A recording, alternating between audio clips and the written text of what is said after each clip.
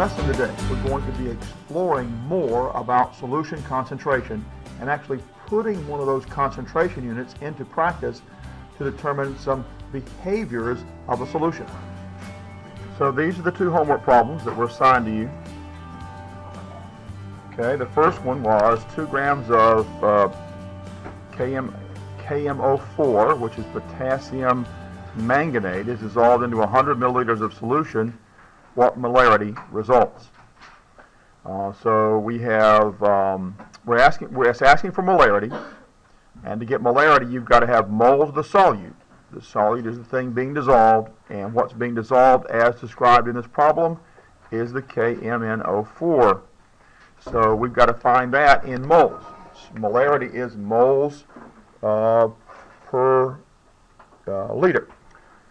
So since it's moles of solute in the liters of solution, we've got to convert the grams of the KMNO4 into moles, and then we're going to convert the milliliters of the solution into liters and then put them together. So we can do that as 2 different problems, or we can do that as one problem. Okay, and I prefer to do it as one problem because it saves time. All right. So the first thing you want to do then is to take that 2 grams of KMNO4 and put it on the top of a fraction, and then we're going to calculate the molar mass, and then we're going to put the 100 milliliters on the bottom and convert that to liters, all as one problem. Okay? All right, so here's our 2 grams of KMNO4 on the top. All right, we've got to have the molar mass to change that to moles. To go from grams to moles, you've got to have molar mass. Okay? So we're going to make a list of all of our elements here in this formula. We're going to go to the periodic table and find the atomic masses of each of those elements. So potassium's atomic mass is 39.0983. They're right above my thumb.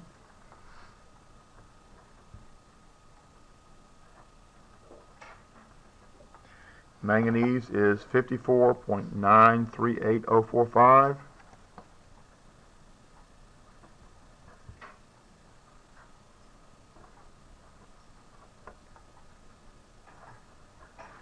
And oxygen is 15.9994. And we have 1 potassium, so we're going to multiply by 1. 1 manganese, we're going to multiply by 1. And 4 oxygen, so we multiply by 4. Now the definition of molar mass is the sum of all the atomic masses of all the atoms in a formula written in units of grams. And that's going to equal 1 mole of whatever that chemical species is, whatever that formula unit is. The reason we do the multiplication is because multiplication speeds it up. Multiplication is just another form of addition. Multiplying this times 4 is just like adding it to itself 4 times. So we're going to write out this number just exactly like it is because times 1 just gives us the same number, 39.0983. And this times 1 is 54.93804. And notice I'm keeping my digits lined up vertically very neatly because that's how I keep up with the significant digits when I'm doing addition or subtraction. This happens to be addition, but if I'm doing subtraction, it works the same way. And there's a couple of empty slots above that 4 and that 5. Then this times 4, we need to multiply. And so we got 15.9994. Why are we not seeing this on the screen? 15 point, it's not showing it. Why is that? Not good. Let's see, times 4.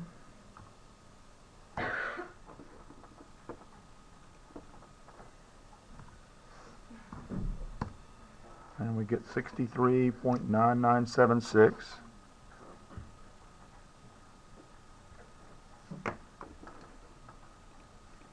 And we get a couple of empty slots underneath that 4 and that 5 again. So the resulting answer here is going to have the 4 and the 5 on the end, and that has to be rounded off because those are resulting from empty slots. We don't really know what that number should be because we don't know what those digits would have been, or what those digits should be because we don't know what those digits would have been. Okay, so back to the calculator, we'll add those up.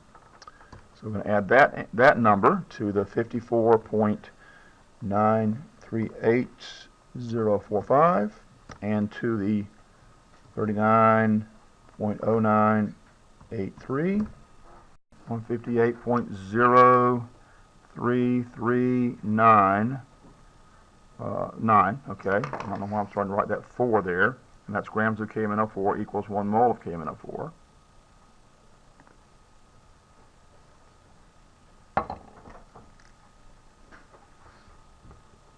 Did you round it off? Yes. That 4 and that 5 is gone now. And that's equal to 1 mole KMnO4. All right, so now we have an equality statement. We've got this value equals this value, and from that we can build a conversion unit. So we want to put on the bottom of a fraction here the side of that equality statement that matches the units and species we have right before it. Okay? And so the side of the equality statement that has grams and KMnO4 is this side here. That's what's going to go on the bottom here.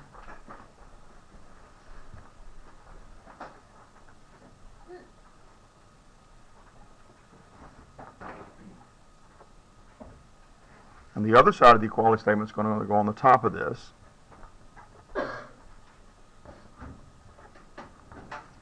Okay, and that allows us to cancel out grams like we cancel out x's and y's in algebra, and KMnO4 for the same reason. And we're at the point where we have moles, and we want, for our solution calculation, we want moles on the top. And so now we've got to try to get liters on the bottom. Going back to the problem then, we have 100 milliliters of solution, but we want 100 liters of solution. So what we're going to do is we're going to put that 100 milliliters on the bottom, because that's where we need it. We need the solution on the bottom, and convert that to liters.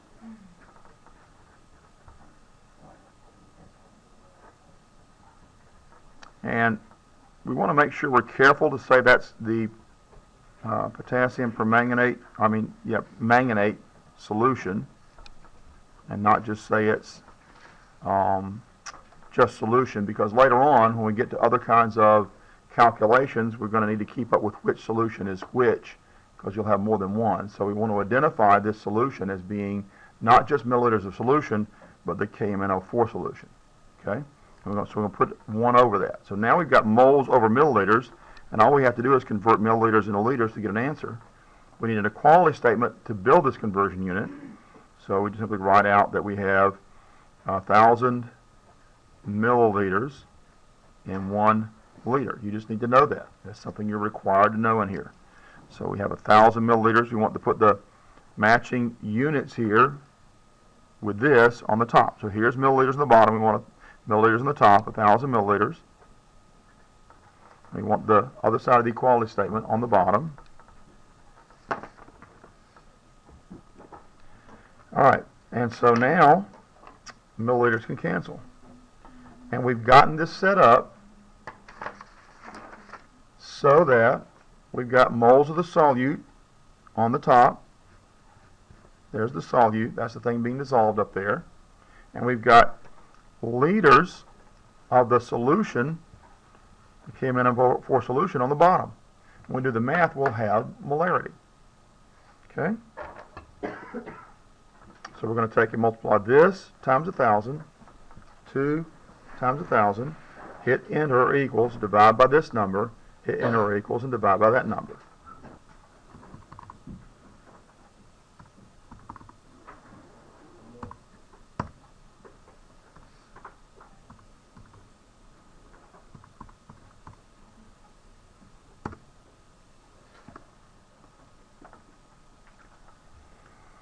And so we need to look at our significant digits, and I've got 3 significant digits in this number. This one has 7, that has 4. There's actually neither one of these have any significant digits. Those are infinitely significant because that's a defined ratio. And so this is our least number of significant digits here. We want that many digits in our final answer. The leading 0 is not significant. First, second, third significant digit, these are insignificant. Put down the units we have left. We have moles of KMnO4.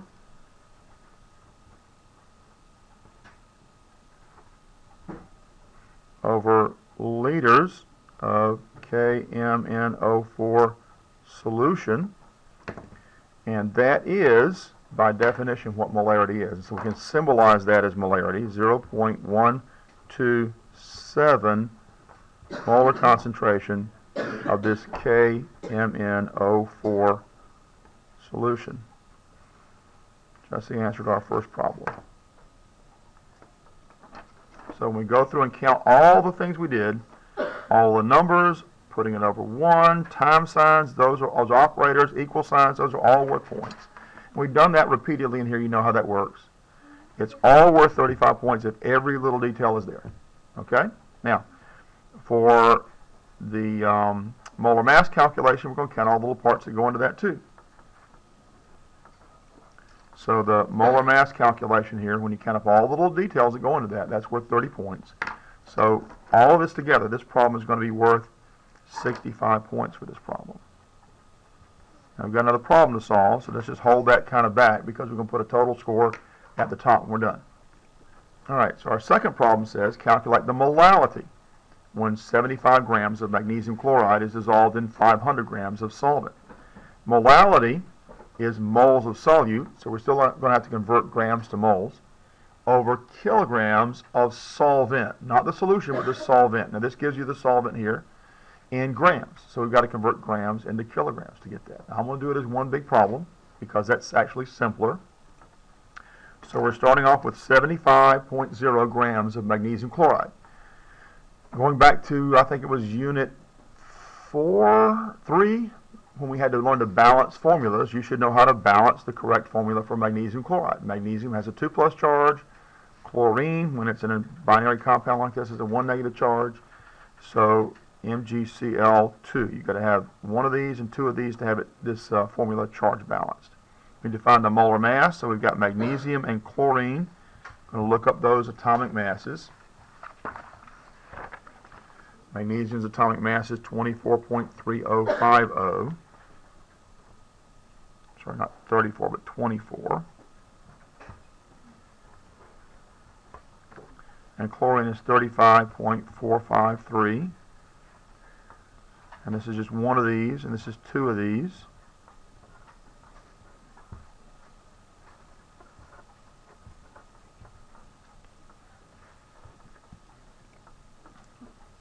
And so the total mass of chlorine in this formula is 70.906.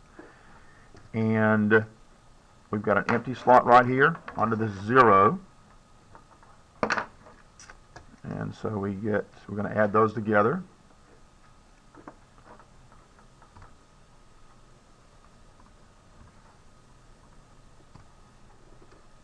And we get 141.812.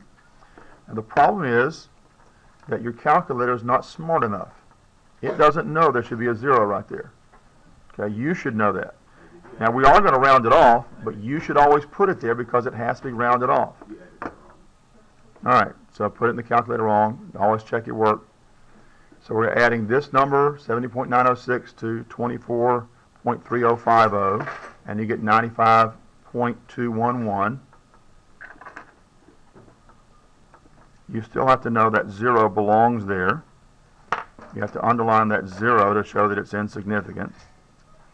And we have to round it off. Now this is grams of magnesium chloride.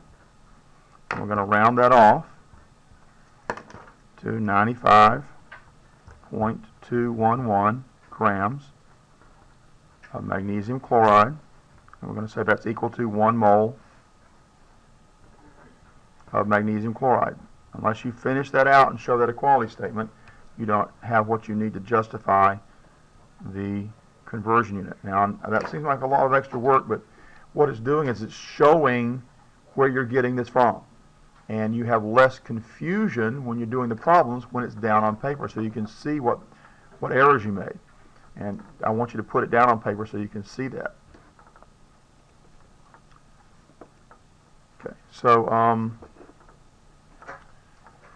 we're going to take this side of the equality statement with the grams, because it matches these grams, and put it on the bottom here.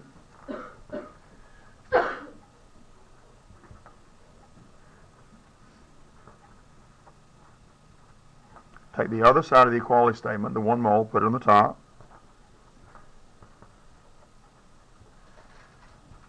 Okay, and when we do the cancellation, grams are canceled, magnesium chloride is canceled, we've got moles on the top. And that's what we want. We want moles on the top. But the other thing we want is to have the kilograms of the solvent on the bottom if we're calculating molality. Let's go back and look at the problem here for a minute. So we've got 500 grams of solvent. So what we want to do is to start with that 500 grams of the solvent on the bottom. Now the solvent, it doesn't say in the problem what the solvent is. The solvent is assumed to be water. If it doesn't tell you what the solvent is, you assume it to be water. But it doesn't matter. We can just say grams of solvent here. Okay. And we're going to put it over 1 over that. So this is on the bottom. And then we're just going to convert to kilograms. You need to know what the conversion is between grams and kilograms. There are 1,000 grams in 1 kilogram. It's something you're supposed to memorize and know. Okay. So we're going to put 1,000 grams on the top because that matches the units here, and the 1 kilogram on the bottom here. Okay, and we cancel out grams, and we've got it all done. Then we're going to have moles of the solute over kilograms of the solvent, and that is molality. That's what we need. So let's do the math now.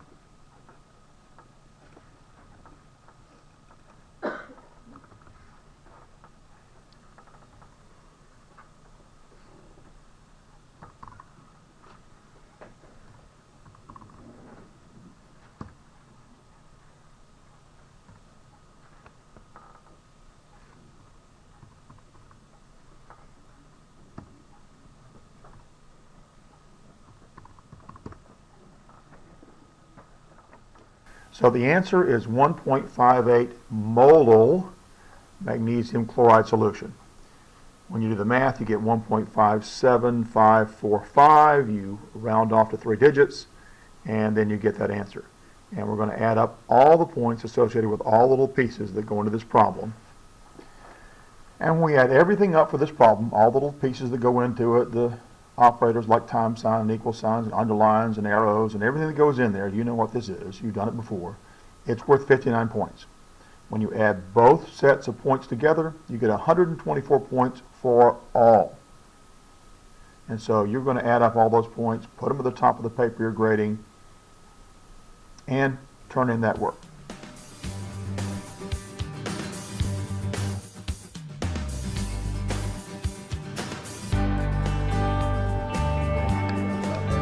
All right, we're going to be looking at what's called percent concentration now. I need to get out some notes, something to take notes on. Percent concentration is like all the percents we've done so far, in that all percents are some measurement of the part over the same kind of measurement of the whole. So part over whole, and that whole thing times 100. Okay? Now, anytime you're doing a percent, the units of measurement have to match, but the species don't. Okay? The units of measurement have to match to get a percent, but the species don't. Anytime you are told to find a percent concentration, and they don't tell you percent of what units, okay, then it's assumed that it's going to be grams. Okay, so anytime it says percent concentration, that's percent by mass. And it could be grams or kilograms as long as they match, but it's always percent by mass concentration unless it's said otherwise. So if they're expecting you to do percent volume, they need to say percent volume. And sometimes they write percent volume as like this.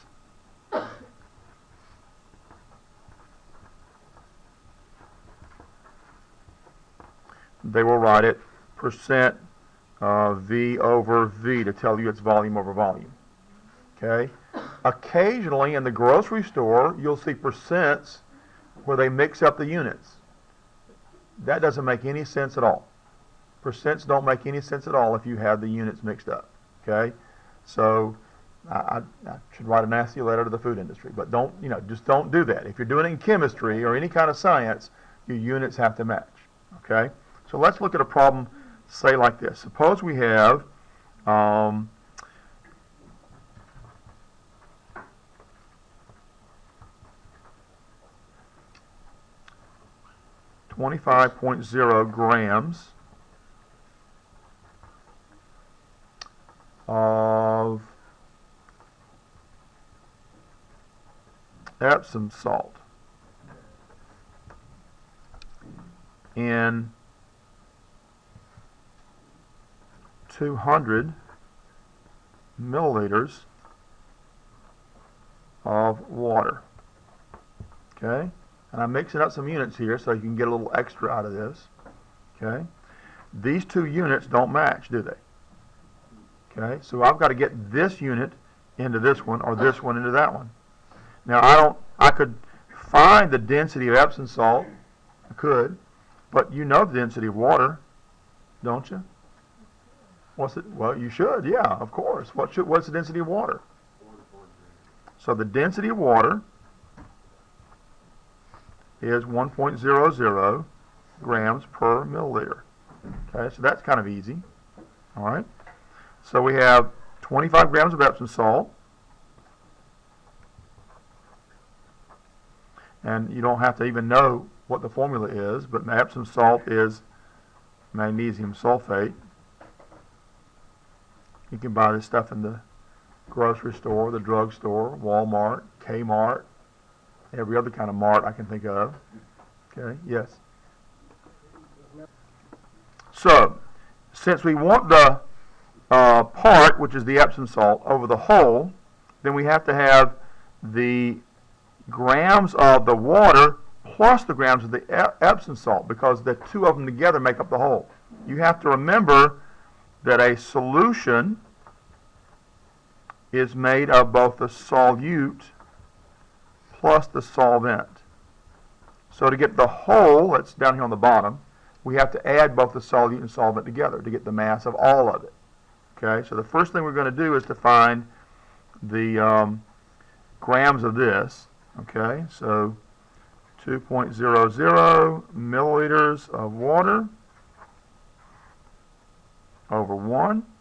This implies that we've got 1.00 grams of water in 1.00 milliliters of water. So there's the equality statement. 1.00 milliliters of water matches these units.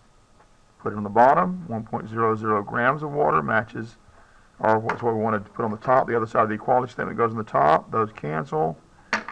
And we have 2 grams of water.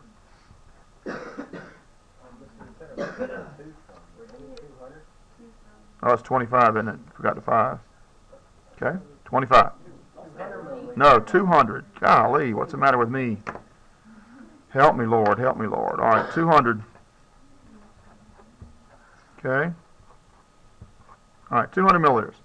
All right, now, then that 200 milliliters gets added to the mass of the Epsom salt. So we can just put all that on the bottom of this right here.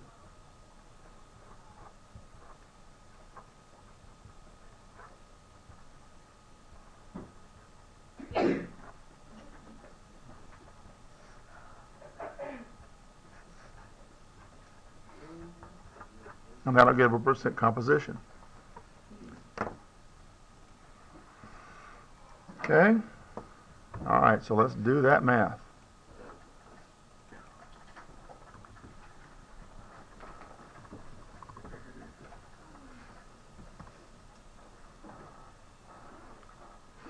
Now I want to make sure I keep this addition on the bottom separate in parentheses. Are you watching what I'm doing here, guys? Because this will mess your calculations up if you're not careful about it. All right? That makes sense?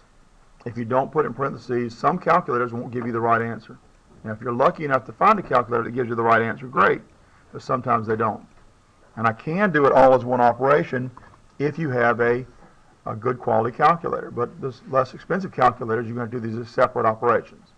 So if you have a $10 calculator, the safest way to get the correct answer is to add 200 to 25, then take that answer, 25 divided by that answer, hit enter, and then multiply by 100.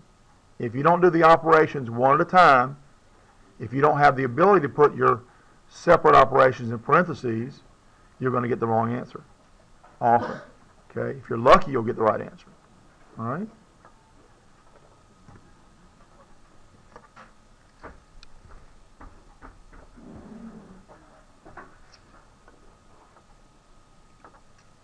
So our percent is 11%, 1.1111, and that's percent magnesium sulfate in solution. We need to round off to the correct number of digits. I don't know why I put an extra digit on that. That's 25.0 is what it should be. Okay.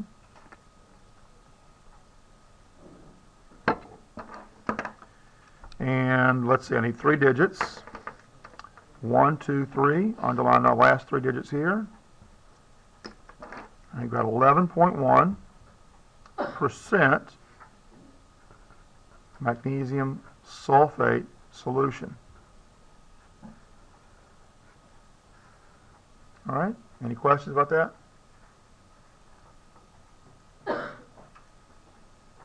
Okay, not hearing any. Let's do a practice problem.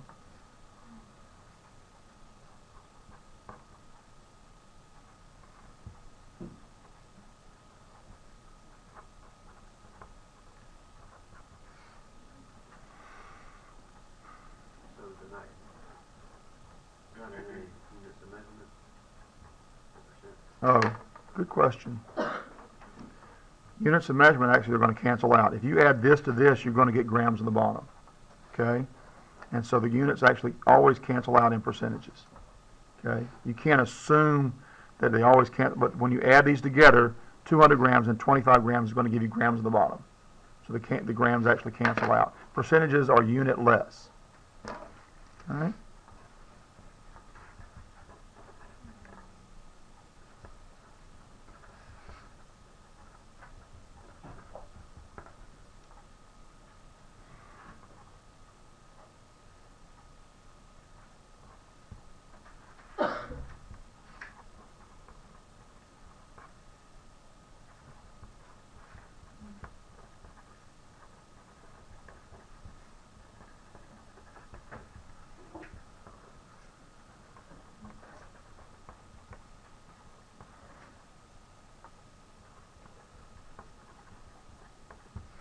Okay, if 12.35 grams of lead-2 nitrate is dissolved in 29.37 grams of distilled water, what is the percent concentration?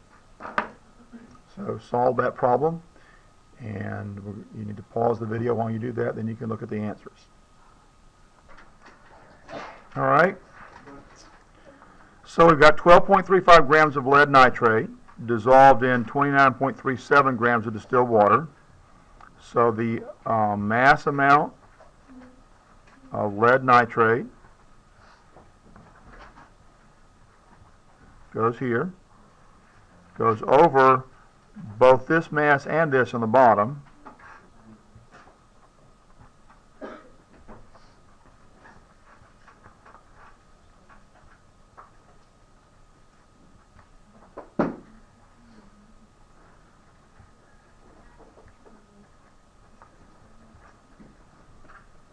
All that has to be on the bottom. All this has to be multiplied, and then the whole thing is times 100.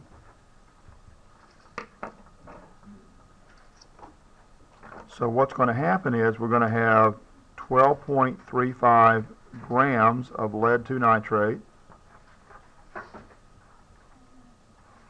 over the sum of this on the bottom,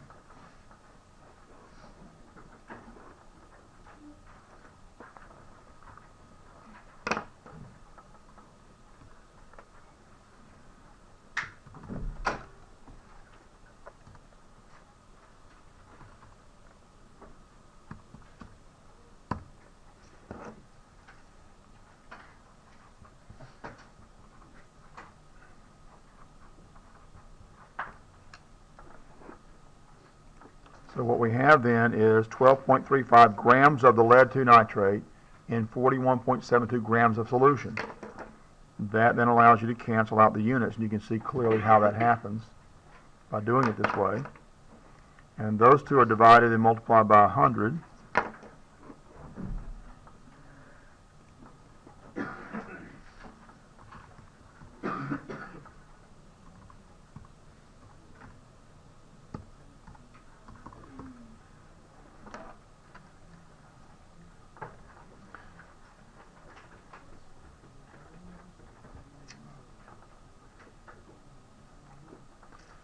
And so we got 29.6021%.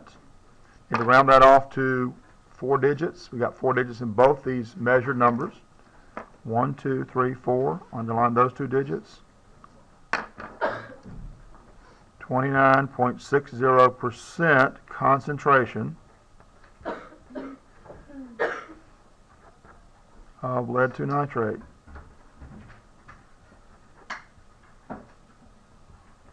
In water. Okay, it's important that whenever you come up with an answer, that you don't just say 12.60%, that you're specific about what is the percent of. Does that make sense?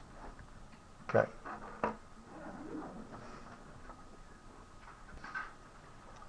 Here's the first homework problem.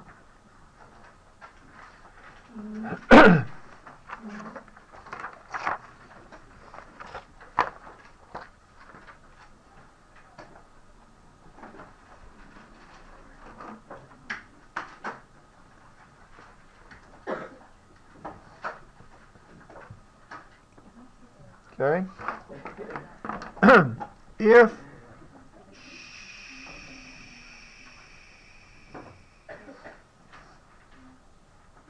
If we are going to determine the freezing temperature of water, for example, or the boiling temperature of water when salt is added, or when anything's added, there's actually a calculation for that. Okay?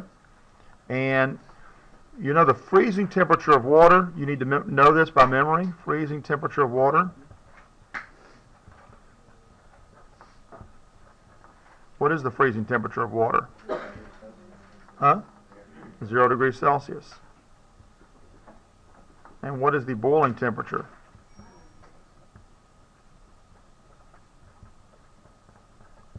Anybody know the boiling temperature of water? 100 degrees Celsius. Okay, so this is the, this is the FP, and this is the BP. Okay? Freezing point, boiling point. Okay? If I want to change this temperature, I want water to freeze at a lower temperature, for example, I can add a solute to that. And that's what happens when you put antifreeze in your car. It makes the boiling temperature and freezing temperatures go down, boiling temperatures go up. Anytime you add solute to solvent, the freezing temperature of the solution goes down, the boiling temperature goes up. Anytime you add solute to solvent, the freezing temperature goes down, boiling temperature goes up. Okay, freezing temperature always goes, down, boiling temperature goes up. Every time, all the time, till the end of time. All right? So the freezing temperature goes up? Freezing temperature goes down, boiling temperature goes up. Okay? And there's a way to calculate what it should be. Now this is a good approximation. It's not absolutely accurate. In fact, there's no such thing as being completely accurate. You can measure the best you possibly can, but as long as somebody comes along with a better measuring instrument, they're going to get a better measurement. So every measurement, every calculation is a close approximation. Okay? But the equation you need is delta T, which is the change in that freezing or boiling temperature, is equal to I, and I is not the same I as you have in math. This I is the Van't Hoff factor. Okay?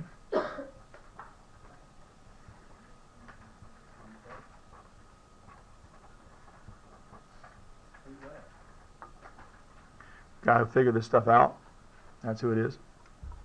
I don't know the whole story. But the Van Hoff factor is more complex than we make it in high school. But for high school, like a lot of things, we simplify it. Okay? This is the number of particles that a solute breaks up into when dissolved. This is the number of particles a solute breaks up into when dissolved. Okay? This is the number of particles a solute breaks up into when dissolved. For example, NaCl, sodium chloride, when you put it in water, when it dissolves, it breaks up into its separate ions. And ionic compounds that are soluble, remember the solubility rules? Ionic compounds that are soluble will break up into their separate ions. And one of the reasons we did the net ionic equations and complete ionic equations is to remind ourselves of this process. Okay, to get ready for this process. Okay, so if we were dissolving table salt in water, we'd have an I value of 2 because we have 2 ions. Okay, the magnesium sulfate we talked about earlier. Okay, that breaks up into 2 ions.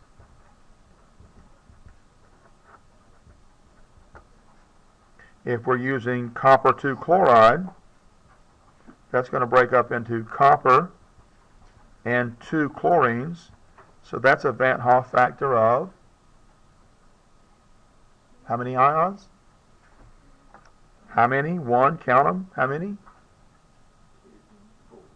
3. 1 and 2 is 3. 3 ions. Okay, so the Van Hoff factor for copper 2 chloride, is 3. Okay? All right, so we've got to have a Van Hoff factor. Then we're going to have what's called a constant, a freezing point or boiling point constant. That has to be looked up somewhere. So you need to memorize this. Freezing point constant for water is 1.86 degrees C per molal, molar concentration, which can also be written as 1.86 degrees C over molal. And that's the way you're going to write it when you do calculations. Okay? That's the freezing point constant. There's also a boiling point constant. Boiling point constant for water is 0.512 degrees C per molar, which can be written 0.512 degrees C per molar, or molar concentration. That's what that small m means. Okay? And so if you're doing freezing point depression, because the freezing point always goes down, we would put K sub F here instead of just K and use that number. If we're doing boiling point increase, because boiling points always go up, we use this number for K. And then that is times the molal concentration. Okay? So this is a constant.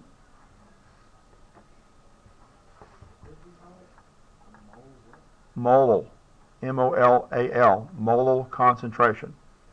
And this is then molal concentration. Oh, I don't know why I put a plus sign there.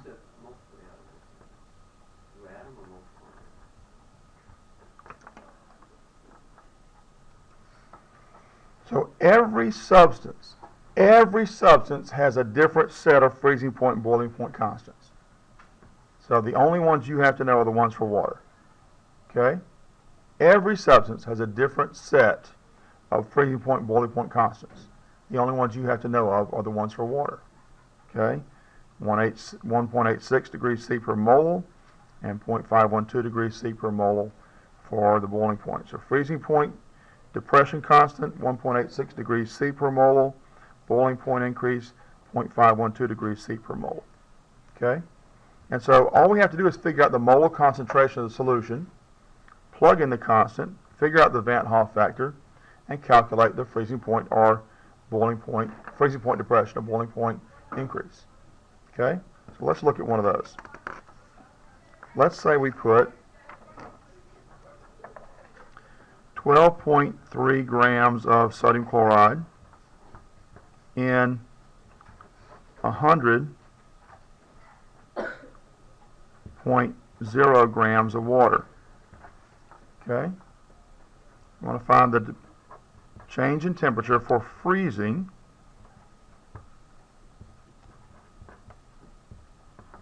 all right. What's the Van Hoff factor for NaCl? 2. It breaks up into 2 ions. Okay. And the K sub F, what's the freezing point depression constant for that?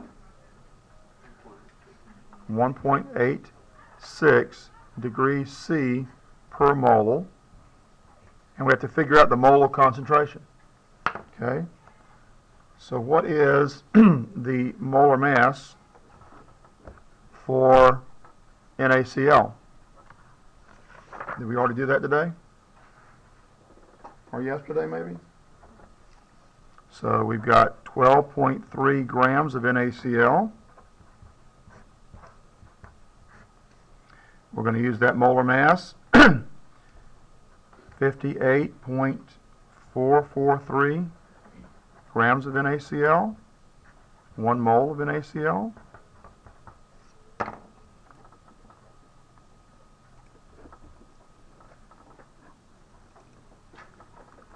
Y'all should be doing this on your calculators and practicing instead of me doing it all for you. See if you can get the same answers I do.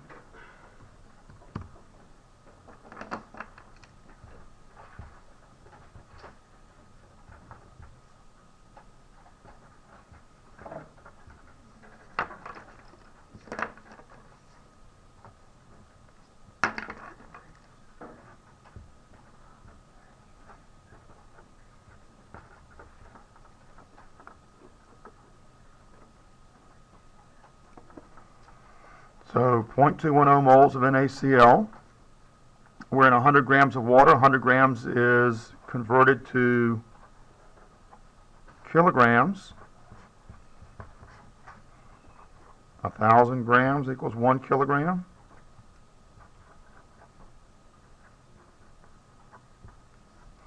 So that comes out to be 0.1000 kilograms of water.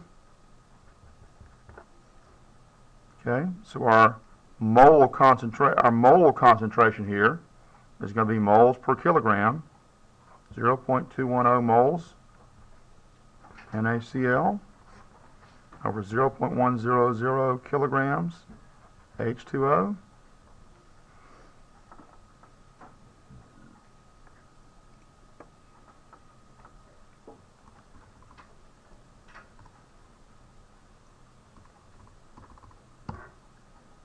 .1. I need an extra 0 to have the right number of significant digits. That's the molar concentration. And we just plug that in up here.